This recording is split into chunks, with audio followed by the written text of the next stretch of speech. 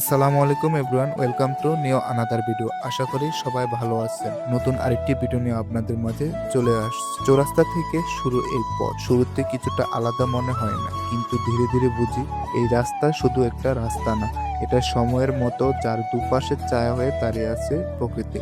সারি সারি গাছ যেন জীবনের অভিভাবক, চুপচাপ দাঁড়িয়ে থেকে আমাদের পথ দেখায়, কিন্তু বলে না, তবুও সব বোঝায়।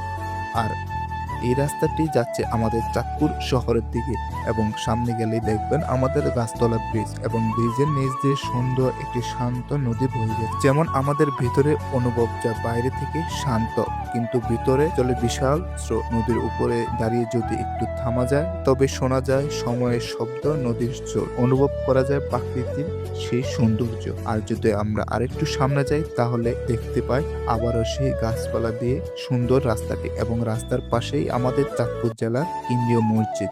গাছের পাশে যেমন শান্তি, মসজিদের পাশেই তেমনি বিশ্বাস এবং মন শান্ত হওয়ার মত। জীবনের পথ এরকমই, শুরুটা সাধারণ, মাঝপথে গভীরতা, আর শেষে প্রশান্তি।